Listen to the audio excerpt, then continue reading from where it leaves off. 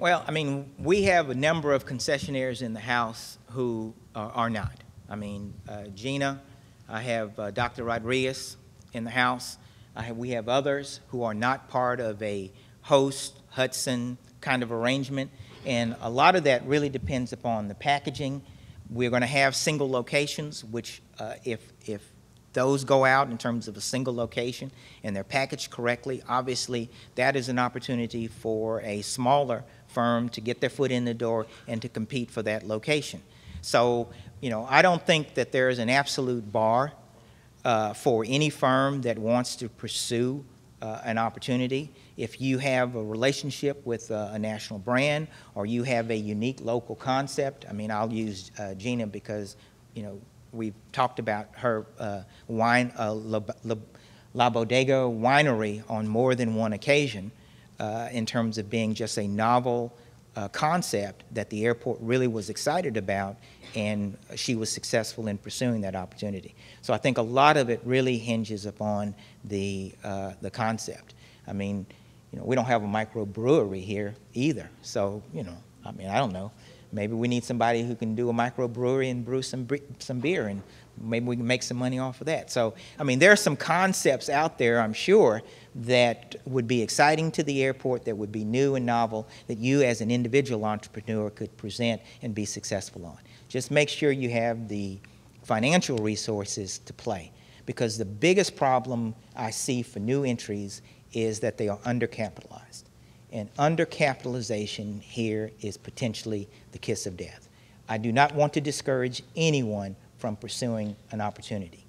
But if you are in a situation in which American Airlines moves its flights and you go from wide-body 737s to RJs overnight, you must be able to withstand the financial impact that that change is going to make in terms of your operation. So, I mean, there are a lot of people who believe if I get a location at the airport, it's a done deal. Well, it's not. You have to be able to be successful in this environment in the same way you could in a strip mall or other area. There are just some real constraints about being successful. So, yes. I don't want to abuse my time, but okay, all right. Any more questions? You can always send me emails. Let me mention, because you mentioned relationships with the Hudsons and the HMS and the Delaware Norths of this world, who are major players out here at the airport and have great concepts. The joint venture, if you enter into a joint venture, the FAA has issued new guidance for joint ventures. And I spent a substantial amount of time talking about the requirements under the new guidelines for joint ventures. And in a nutshell, the joint venture guidance, and this is my gloss on the regulations, eliminates passive participation. In the past, if you were a joint venture partner, you could get my little 10% or 15% or 20%, go home and sit and get a check in the mail, and that was good enough. Paid your capital into the deal, you were there. The new guidelines, in my opinion, eliminate that for all practical purposes as an option. And what it requires is that there be a clear and distinct portion of the work that is performed by the joint venture partner.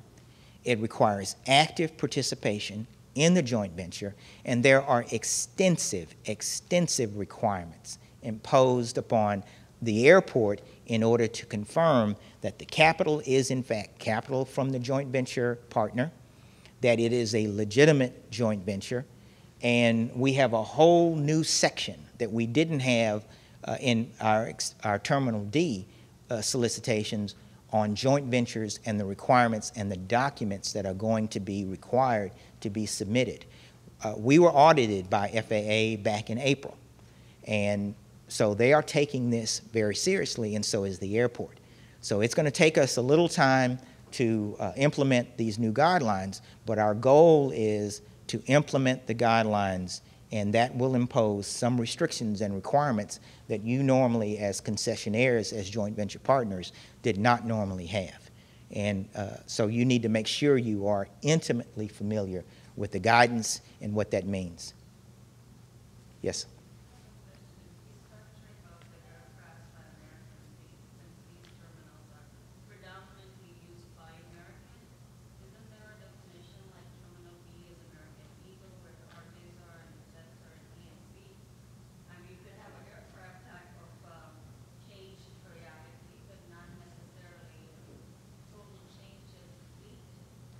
Well, I mean, there are all kinds of changes, and I'll let Zenola talk to you about the flight composition and the spend, because each of these terminals has its own unique financial imprint, and I'll let Zenola address that.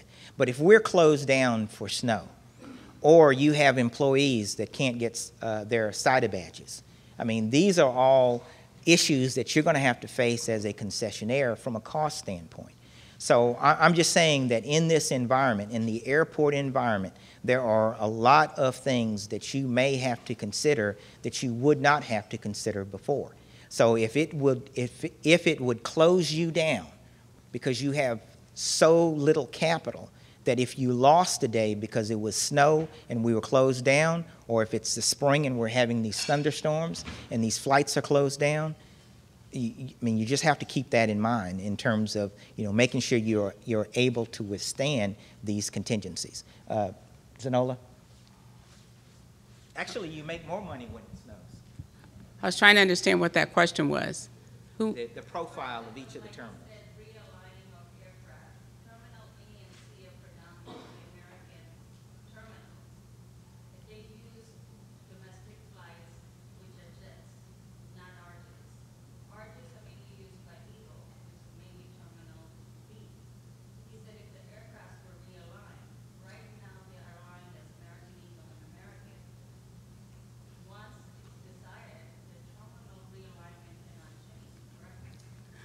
Terminal realignment cannot change. We are hoping that the terminal realignment will not change, but you are correct. Terminals A and Terminal C are currently American's 2 terminals.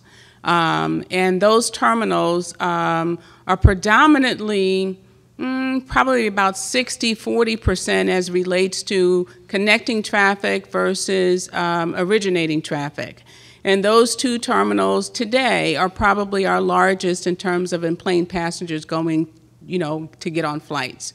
Terminal B is American Eagle. And those are your smaller planes that are in there, though they are looking at some larger planes going in there, but nowhere near the type of fleet that you have in Terminals A and C. Terminal D, of course, is the international terminal, but it's about 34% international. The balance of that is domestic. And in Terminal E, we call that the all others because all the other carriers, whether it's Delta, United, US Air, Midwest, Frontier, et cetera, all of those occupy gates at Terminal E. And we have profiles of each of the terminals as it relates to what the customer profile looks like, their spend level, their, all that is online. But the flights, did I answer your question? But the flights can change, and that was the point I was trying to make. You know. Flights can change, yes. Like flights can go from C to A and A to C, depending on the operational need that day. Absolutely. If the baggage system goes down, they're going to move those flights, and that's not controlled by the airport. That's controlled by the airline. So they're going to get their passengers deplaned, or if there's a problem with the jet bridges, they will move those. Those are all contingencies that we do not plan for, and that's really the only point I'm trying to make. However you want to gloss over it, that's the point I'm trying to make. Okay? Yes, in the back.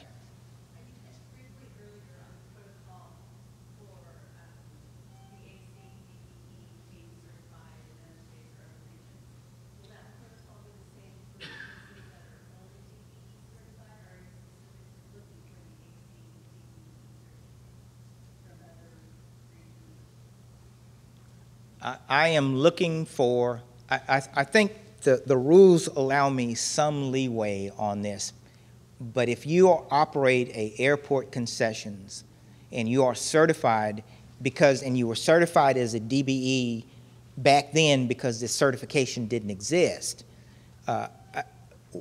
we can count that toward and treat it as an ACDBE certification. But we won't emphasize ACDBE certification. We're going to phase DBE certification out on the concessionaire side of the house.